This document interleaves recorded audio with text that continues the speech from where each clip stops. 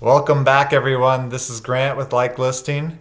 Just wanted to talk to you today about doing your homework. I mean, it is very, very important to do your homework when you're investing in real estate, just like you do in the stock market. You look at charts, you look at financial data, you're looking at everything, and you're making an educated decision. Here's what we have here is an example of if you're not smart, you could be making an uneducated decision.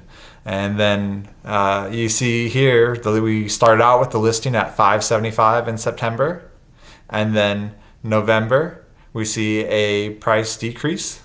And again, 2 days later, they're still decreasing the price, and then about 19 days later, they're decreasing the price for the final time to 525. And then roughly 10, 11 days later, you can see they raised the price all the way back up to 570, almost the original listing price. So you couldn't sell here on November 8th. You couldn't sell November 10th. You couldn't sell on November 29th. And then December, you're thinking, oh, it's Christmas. Let's jack up the price to a higher level to 570. This just isn't the case, you know?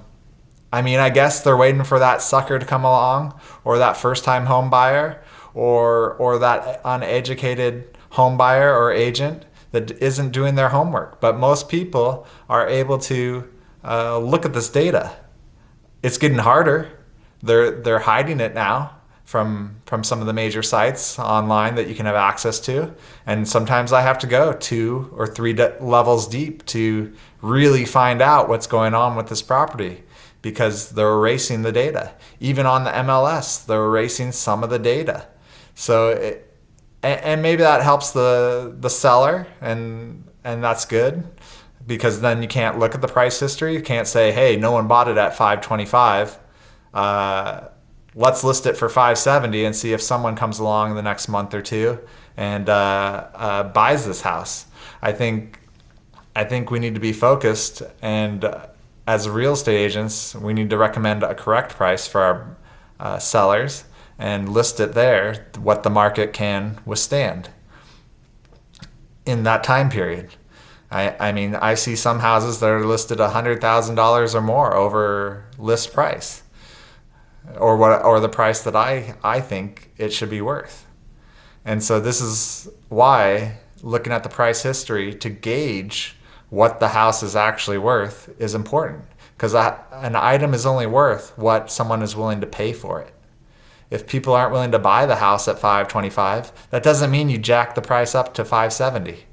That means that you either take it off the market and relist it, or you take better pictures. I don't know why it's not selling at 525, but it definitely is something that you'd have to reevaluate. Like, why did we drop the housing price almost 10% and no buyers? And we've been on the market for 3 months.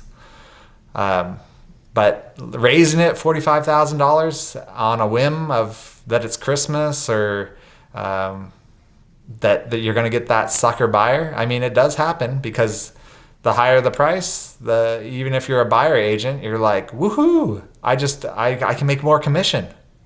That's what I want to do. I want to make more commission. And that's sad that some agents are like that they're like, they'll do the research, maybe they'll see it was for less, and they're like, oh, I'm going to look like a genius when I get it for less than listing price, because my buyer thinks that they have to pay 570 for it. And that's not the case. Like, if you're a really good real estate agent, you negotiate all the way down to 525, and then probably get a little more off because they couldn't sell it 11 days ago at the 525 level. But to pay 570, it's ludicrous. I would never do that. So always look at the price history. Always do your research. Again, they're making it harder for the average homeowner to find this data, and even making it harder for the average real estate agent to find this data. So you really got to dig sometimes on these properties to get the best deal. So this is Grant. Like and subscribe. And as always, be amazing, everyone. All right? Thank you.